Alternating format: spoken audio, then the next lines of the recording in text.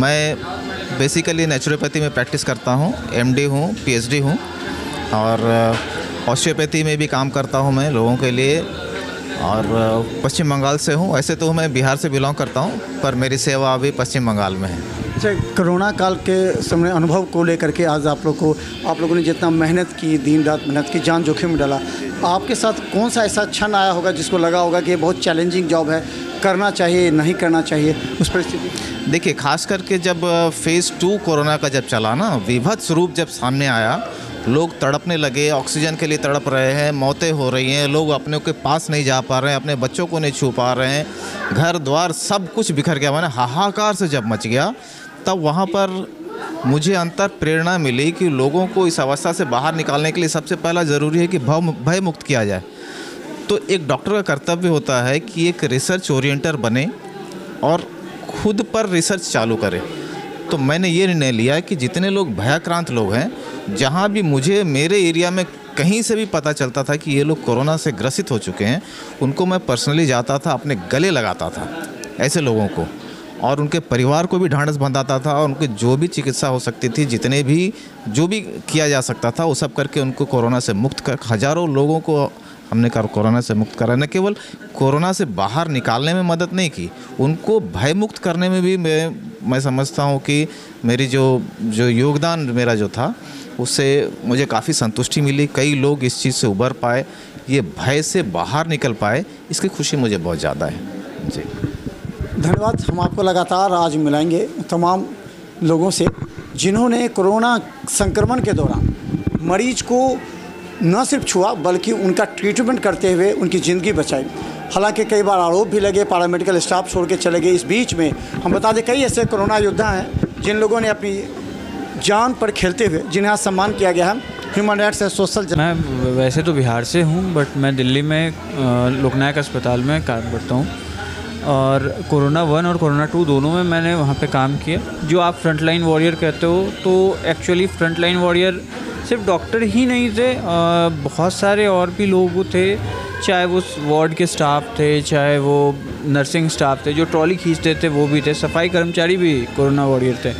और एक जो सामूहिक प्रयास था ना, वो पूरे अस्पताल का, सरकार का, आम लोगों का, सबका रहा, और सब ने मिलकर उसे हम हराया है।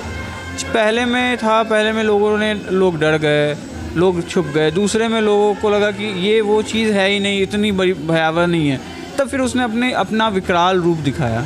और जो हालत मैंने देखी है, मैं दिल्ली में उस अस्पताल में था जिसे दिल्ली सरकार का डेडिकेटेड कोविड हॉस्पिटल कहते थे, और जो स्थिति मैंने देखी है, बहुत छोटी सी उम्र में जितनी मौतें देखी, जितने लोगों को तड़पते और मरते देखा, वो शायद मुझे आगे की ज़िंदगी में बहुत कुछ सिखा के चला। उसमें एक सबसे बड़ा सवाल ये था कि एक डॉक्टर और पैरामेडिकल डर रहे थे, डॉक्टर उन्हें प्रेरित कर रहे थे कि आइए इसको बताइए। तो उस समय जो एक रिलेशन था, कई तो पैरामेडिकल स्टाफ छोड़ के भाग गए कि हमको नहीं काम करना है। उस समय कैसे काम किया? ये चीज़ आप कहीं इक्का दुक्का घटनाओं को आप ऐसा नहीं कह सकते हैं कि वो भाग गए।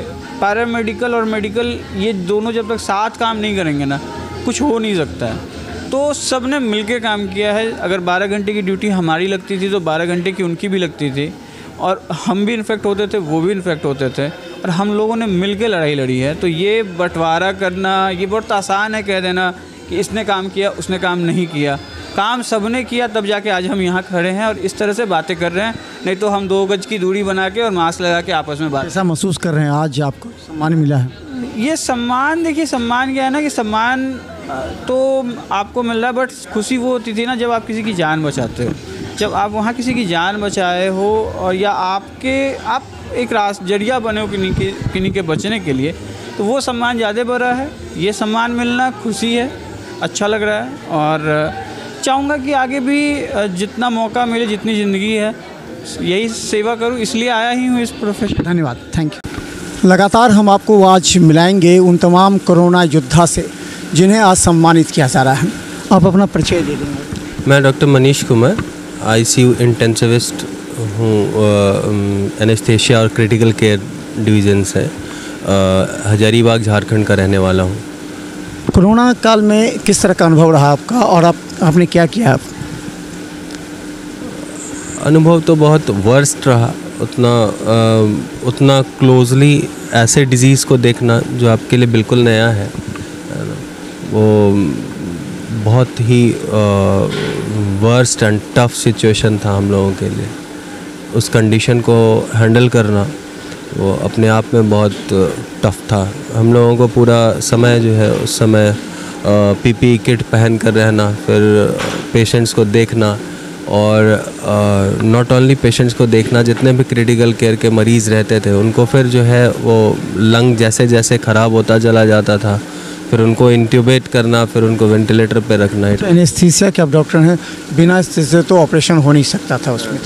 तो ऑपरेशन भी नहीं, और आईसीयू भी जो है एनेस्थीसिया ही देख रहे थे। मतलब कितने मरीजों को आपने देखा कि आपके सामने किसी की जान जा रही है, कितने को आपने बचाया होगा उस समय? हाँ, मतलब बहुत सारे ऐसे मरीज़ थे जो मतलब 80% मरीज़ तो बचे हैं, है ना। बाकी जो मरीज़ नहीं रहे, है ना, उसमें भी फेफड़ा जो मेन वजह था ख़राब होने का, मतलब जान जाने का जो मेन वजह था वो था फेफड़ा ख़राब, फेफड़ा का बहुत जल्दी ख़राब हो जाना। कोरोना वायरस के कारण जो है फेफड़ा बहुत जल्दी ख़राब हो जा रहा था, और उसके बाद हम लोग बहुत रिसर्चेट कर रहे थे, बहुत ज़्यादा रिसर्चेट करने के बाद भी जो है बहुत सारे मरीज़ नहीं बच पाए। कोरोना 1 या 2 किस में ज़्यादा इफेक्टिव?